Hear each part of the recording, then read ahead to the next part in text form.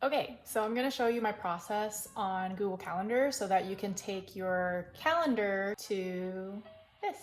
So this is a pretty overwhelming calendar. This is when it's like fully fleshed out, where you have color coding and a system for every single thing. That's called time boxing. So you only put what you can do during a time section, so that way you're getting the work done. So this is kind of like what it can look like as like a general working individual or a leader. But I'm just gonna show you a default so that way you know in a typical week this is generally what I'm doing. One thing I like to do is I like to put in the period numbers for when each class happens.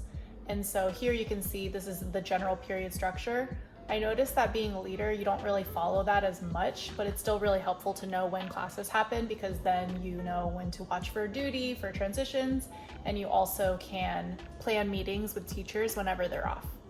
So this is a good structure that I put in using my work account so I can easily see when I have class periods. So one of the first things I know I have to do as a leader is I need to put in when I'm gonna have consistent weekly meetings. So that's a recurring event. Something that's gonna happen consistently is I know I'm gonna have a weekly meeting with our leadership team on Mondays. So I'm gonna go ahead and put that in, and we normally have two. So one, we have like an instructional one, and that happens from 7:30 to 8:30 a.m. every Monday. So I'm gonna just go ahead and put that in. ILT meeting. I like to change the frequency. So I'm gonna go ahead and click on more options. And then I'm going to click on weekly on Monday. So now if I go forward, I know this is gonna appear in my calendar every time. And I'm gonna do that same thing with all of my other meetings. So I know I have a leadership meeting from 8:30 to 10, LT meeting, weekly as well.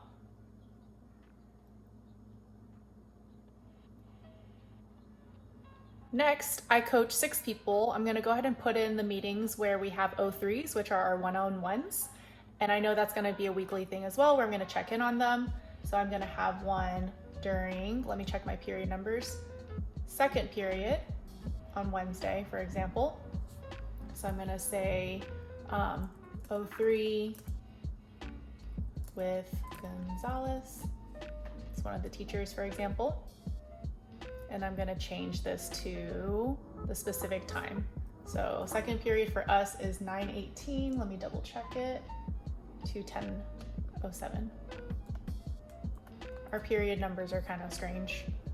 And then I'm gonna change it to weekly on Wednesday. So I'm gonna do the same thing with my other people that I coach, and I'll come back when it's done.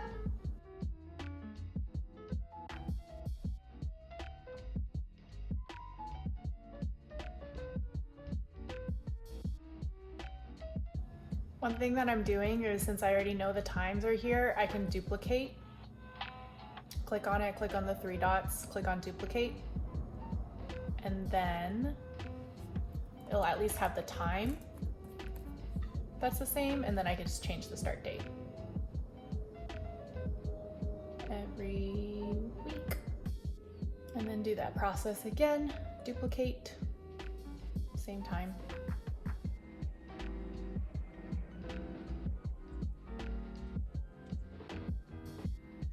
And there we go. So now I have all of my meetings in that I know are gonna happen consistently. I like to leave my meetings as green because that's my default, and usually there's a lot of meetings. Some other meetings that I have are like content meetings, grade level meetings, like staff professional development. So I'm gonna go ahead and put those in now, because those are also gonna happen every week. So this is basically what a general outline of work might look like in terms of meetings. The rest of the time I'm gonna be filling in with work projects. So I know that for each of these meetings, or for each of my O3s where I have to coach others, I need to prepare for it. And I also need to observe my teachers. So I'm gonna go ahead and now put in times when I can observe the teachers that I coach. So that way I have specific systematic times for when I'm going to be observing. And specifically, I have to observe teachers at least once a week for each teacher. So I know I need to at least see them once. So I'm gonna go ahead and put in different times for when I know they're teaching, as in they're not off, into my calendar. So then I know when to observe them, and then when I need to prepare for the meeting. Okay, so now Since I already have the times when I'm going to be preparing for the meetings and observing my teachers, the rest of the time is for me to be flexible with my time on when I need to complete my various projects. For example, I'm also the school's testing coordinator, so I also have to get all of those tasks done so that way we can prepare for school-wide testing. And that requires a lot of work and a lot of logistics, so I have to be very, very specific and precise with my time on when I'm gonna get separate tasks done. And that sometimes includes trainings, or sometimes includes training the staff, and sometimes it includes printing things, preparing materials, preparing bins. I need to be very strategic with my time on that. Okay, so once you've got your work tasks planned, then you can input specific things for your personals or finance or hobbies into your calendar. Other things you can put in is like breakfast, lunch, dinner, time with family, working out. And I like to color code these extra things so I know exactly what task I'm doing and how much I'm doing it. And sometimes when I'm looking at the calendar, I can see basically how colorful or how much of one color is taking over that week. If I have a lot of orange, for example, that means I'm working a lot. Or if I have a lot of green, that means I have a lot of meetings. If I have a lot of blue, that means I'm working out a lot or doing a lot of physical activity.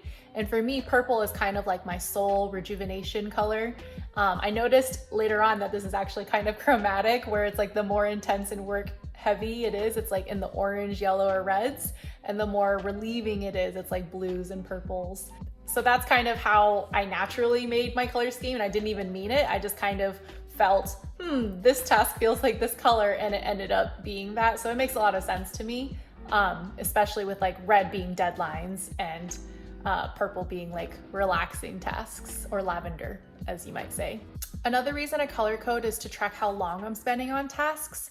So for example, if I notice I need a little bit more time on a specific task, I can drag down on the specific task to basically represent how much time I'm actually spending on it. So it's a really good way for me to track also how much time I'm spending on a task, and helps me better plan for the future for similar tasks, because then I know this is actually going to take me 3 hours, not 1, like I originally thought it would. So Google Calendar provides me with a really good visual of how long I'm actually spending on tasks. And over time, the more I use Google Calendar, the more intricate I got with it. But when you're first starting, it doesn't need to look like mine. I mean, I now have just enjoyed the fact that if I go back like 4 years, for example, I can see exactly what I'm doing to this day. And I like to joke that if someone discovered my Google Calendar in like the year 3000, then I would be like the Diary of Anne Frank for the 21st century. JK, but at least my Google Calendar is kind of like serving as like a diary of like what I'm doing, and it helps me keep track of it. I can see like literally the last 10 years of my life, exactly what I was doing on that day, and also kind of reflect on the ways I was spending my time. And I even put videos that I watch in there, links to notes, links to presentations, reference links to websites. And I feel like for my brain, I'm easily able to remember times when things happened versus the thing that actually happened. So I can remember, oh, that was like 3 years ago when I was in my 3rd year of teaching with these people around this time period, then I can find that. Like for example, I can think of like, oh, that was around March when the United States shut down due to COVID. Ah, yes, like that was when I was looking into investing because maybe I was gonna get rich from the stock market crashing or something. And I know that at that point I was looking for resources around financial advisors that I could contact.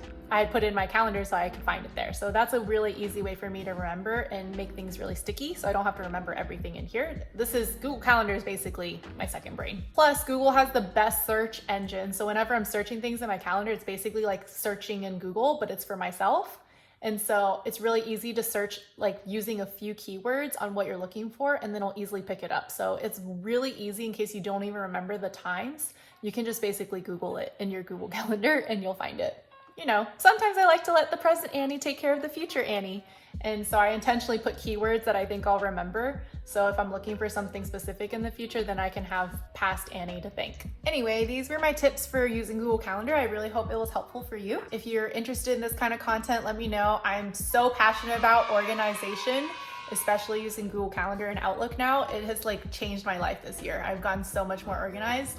So yeah, I'd love to make those videos. Spoiler alert, I don't really simultaneously use both Outlook Calendar and Google Calendar as in separate calendars. They're kind of integrated or synced, so that way I can see the same calendar across multiple platforms. I just find that it's easier instead of having different calendars to like remember things on. It's just easier if it's all in one hub or one home base. Hopefully this helped you.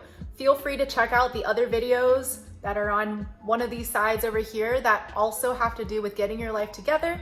Let me know in the comments what you thought of this, and I'll see you in the next one. Bye!